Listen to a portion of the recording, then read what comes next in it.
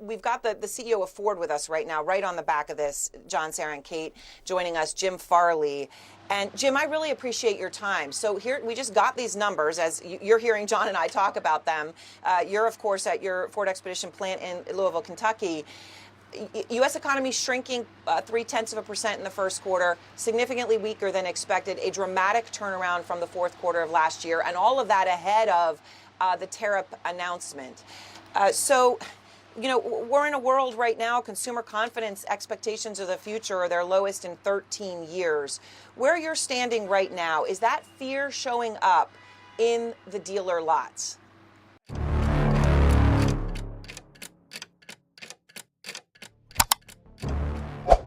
Il arrive parfois que des décisions administratives modifient la dynamique habituelle de secteurs entiers. Certains épisodes retiennent l'attention non pas pour leurs résultats immédiats,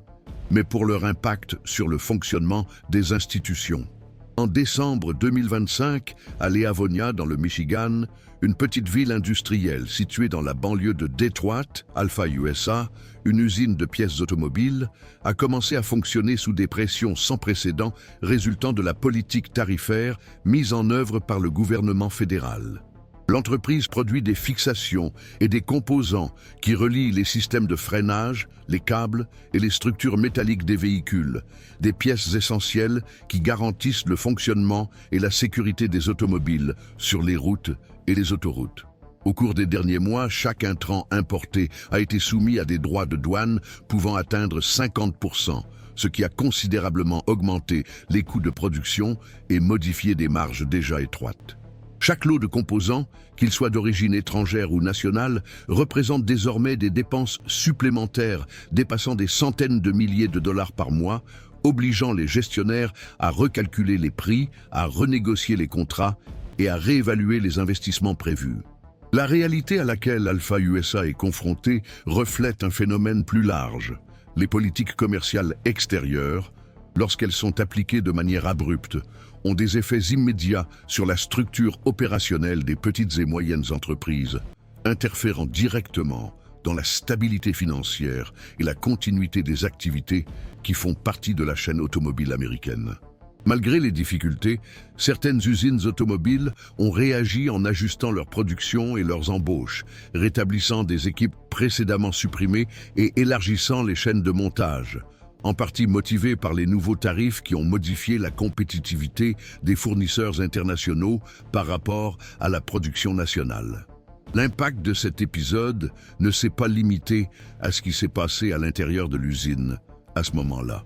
Il s'est propagé à l'ensemble de la chaîne d'approvisionnement, affectant les décisions stratégiques de multiples acteurs, des fournisseurs de pièces détachés aux syndicats et aux constructeurs automobiles, créant un environnement d'incertitude contrôlée, dans lequel chaque décision est désormais soigneusement analysée à la lumière des changements institutionnels. Alpha USA, par exemple, a indiqué que les augmentations des droits de douane avaient coûté plus d'1 million de dollars au cours des derniers mois seulement, et que la continuité des opérations dépendrait de la capacité à répercuter les coûts sur les clients ou à absorber les dépenses supplémentaires sans compromettre les contrats critiques. Dans le même temps, les travailleurs locaux, représentés par des syndicats tels que l'UAW, ont commencé à suivre de près chaque annonce et chaque ajustement de politique, observant comment les mesures tarifaires pourraient avoir un impact sur l'emploi et le maintien des équipes de travail. Dans les grandes usines, comme celle de Stellantis à Warren, dans le Michigan, les réductions de production ont été annulées et les travailleurs réintégrés, ce qui est directement lié à l'évolution des coûts d'importation et à l'imposition de droits de douane sur les composants étrangers. Ce mouvement indique que les décisions présidentielles et les politiques commerciales n'agissent pas de manière isolée, mais dans un écosystème de réactions corporatives, de négociations syndicales et d'ajustements juridiques, dans lequel chaque acte génère des répercussions immédiates et observables tout au long de la chaîne de production. L'observation de ces réponses permet de comprendre comment différents acteurs institutionnels interagissent et réajustent leurs stratégies face à des mesures macroéconomiques qui modifient le mode de fonctionnement habituel.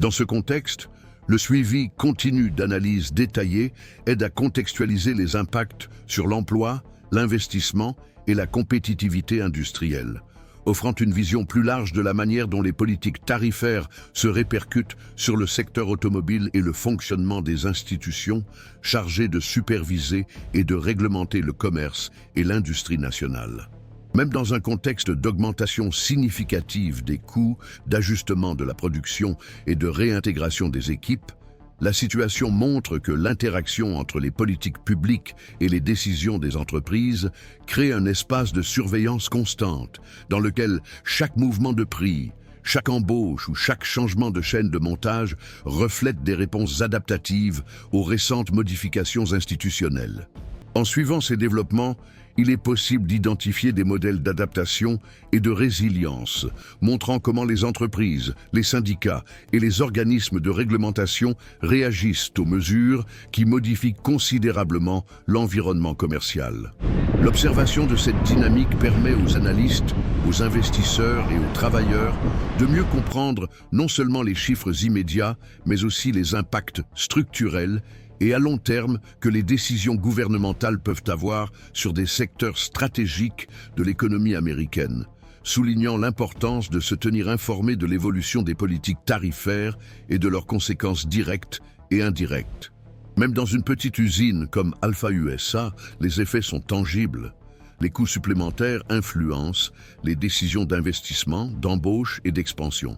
tandis que la coordination entre les syndicats, les constructeurs automobiles et les gestionnaires devient essentielle pour maintenir la viabilité de l'exploitation. Ainsi, suivre l'évolution de ces mesures offre une perspective plus claire sur la manière dont le système industriel et institutionnel réagit à des politiques commerciales inhabituelles, permettant de comprendre non seulement l'ampleur des effets immédiats, mais aussi les implications institutionnelles qui pourraient façonner le secteur dans les années à venir. C'est dans ce contexte que la complexité institutionnelle entourant l'application et les effets des droits de douane sur le secteur automobile américain devient évidente. Des entreprises telles qu'Alpha USA et les grands constructeurs automobiles n'opèrent pas de manière isolée. Elles interagissent avec les agences fédérales, les représentants syndicaux, les tribunaux et les régulateurs, créant ainsi un réseau de décisions qui influence directement la production, l'emploi et les investissements.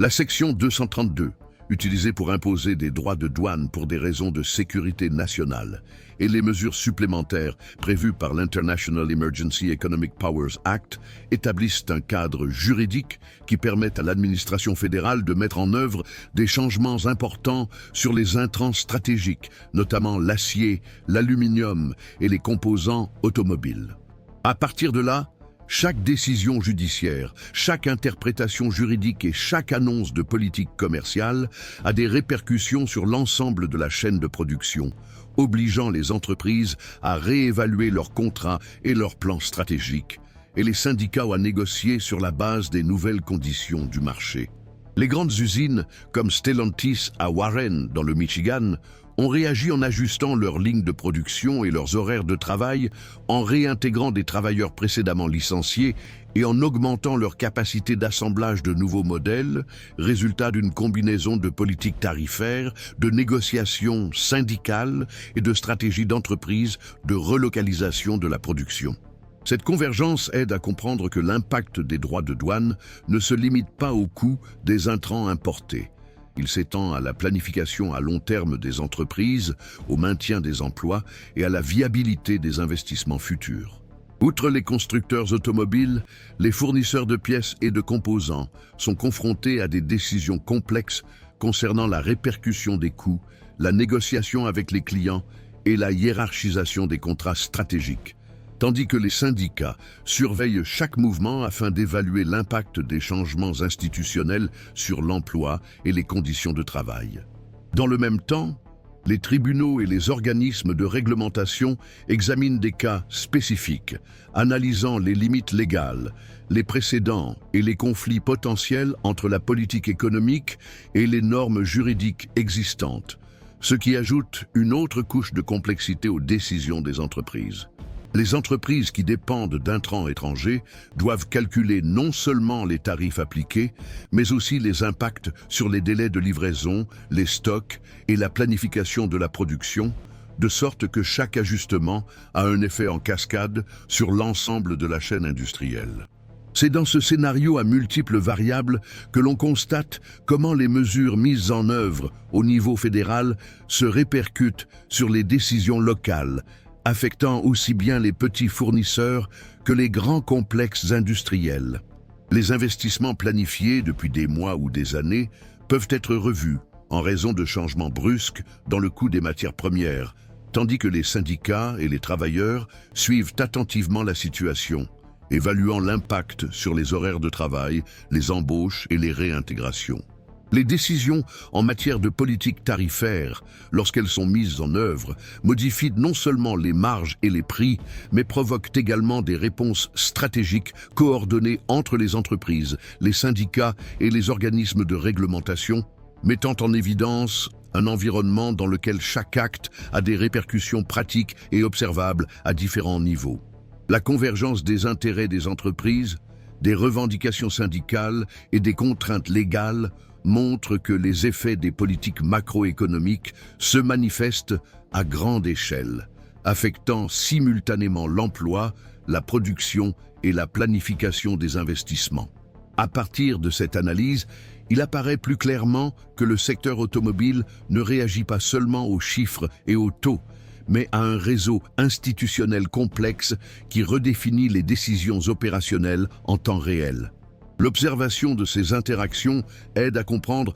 comment différents acteurs institutionnels ajustent leur stratégie face à des politiques commerciales qui modifient les modèles historiques de fonctionnement, permettant d'identifier les tendances d'adaptation et les contingences qui apparaissent en réponse aux changements réglementaires. En ce sens, le suivi d'analyses détaillées offre une vision plus complète de la manière dont les décisions gouvernementales et les politiques tarifaires façonnent non seulement l'industrie automobile, mais aussi la dynamique institutionnelle plus large qui sous-tend ces opérations, mettant en évidence le rôle des organismes de réglementation, des syndicats et des tribunaux dans la formation d'un environnement en constante recalibration.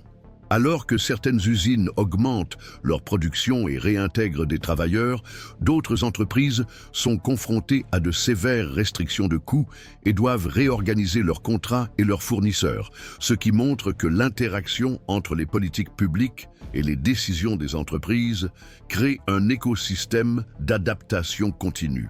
Ce panorama renforce l'importance de suivre de manière systématique la manière dont les changements institutionnels affectent les décisions stratégiques à différents niveaux de la chaîne de production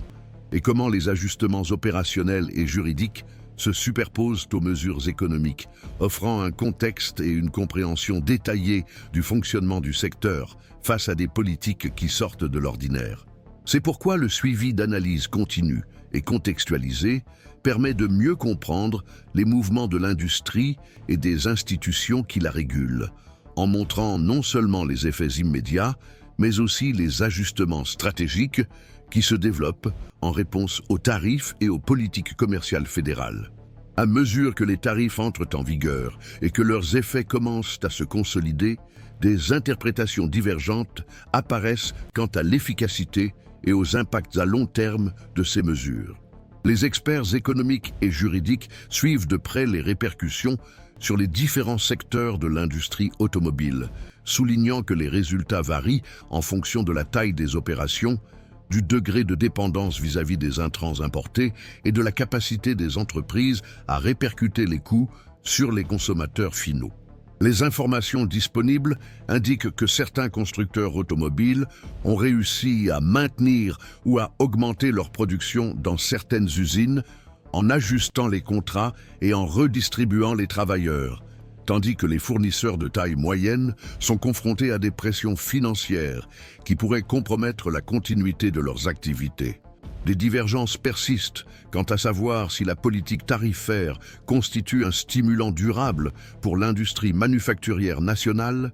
ou s'il s'agit d'une mesure temporaire soumise à des instabilités politiques et juridiques. Certains économistes observent que la réintégration des équipes et l'extension des lignes de production dans certaines unités ont des effets positifs immédiats, mais se demandent si ces effets se maintiendront en cas de changement dans l'interprétation judiciaire du pouvoir présidentiel d'imposer des droits de douane généraux, ou si la Cour suprême décide de limiter certaines applications de l'International Emergency Economic Powers Act. Le débat porte également sur les limites institutionnelles entre les pouvoirs exécutifs et judiciaires, ainsi que sur la capacité des constructeurs automobiles et des fournisseurs à adapter leurs opérations dans le cadre réglementaire actuel. Les juristes soulignent que la section 232, appliquée dans les cas de sécurité nationale, reste en vigueur pour les intrants stratégiques, mais que les litiges concernant des tarifs plus larges, annoncés comme des mesures d'urgence économique,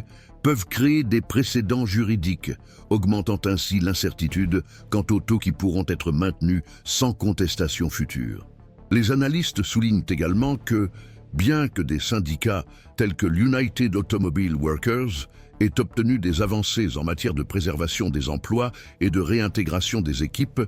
les effets cumulés des tarifs douaniers sur la compétitivité des entreprises de taille moyenne méritent encore une attention particulière. On recense des coûts supplémentaires supérieurs à 1 million de dollars chez certains fournisseurs, ce qui a un impact direct sur les investissements prévus, l'expansion du capital et le maintien de contrats stratégiques. Le débat reste ouvert sur la manière dont ces facteurs se combineront dans les années à venir, compte tenu des politiques fiscales, du coût du financement, de l'évolution de la chaîne d'approvisionnement et des éventuels ajustements tarifaires en réponse aux décisions judiciaires. Dans le même temps, l'observation continue des usines industrielles et des fournisseurs indique que les décisions stratégiques telles que la relocalisation de la production, la renégociation des contrats et les ajustements des horaires de travail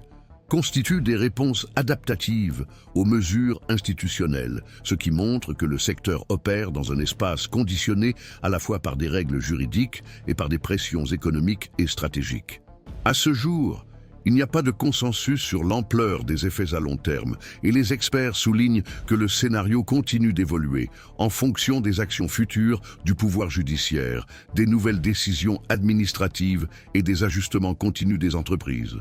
Le débat se concentre sur la compréhension de la manière dont les différents acteurs institutionnels et économiques interagissent et adaptent leurs décisions face à des changements qui modifient les modèles historiques de fonctionnement, influençant l'emploi, l'investissement et la compétitivité. Suivre ces développements permet de comprendre comment les politiques commerciales et les décisions institutionnelles qui sortent de l'ordinaire ont des répercussions à plusieurs niveaux, façonnant des scénarios économiques et structurels encore en cours de définition. L'analyse détaillée de ces processus offre une vision globale de la manière dont les entreprises, les syndicats et les organismes de réglementation ajustent leurs stratégies face aux politiques tarifaires, permettant d'interpréter non seulement les effets immédiats, mais aussi les adaptations et les contingences qui surgissent en réponse aux récents changements institutionnels, fournissant ainsi un contexte solide sur le fonctionnement du secteur et l'évolution de l'environnement économique en passant CI. Temps réel.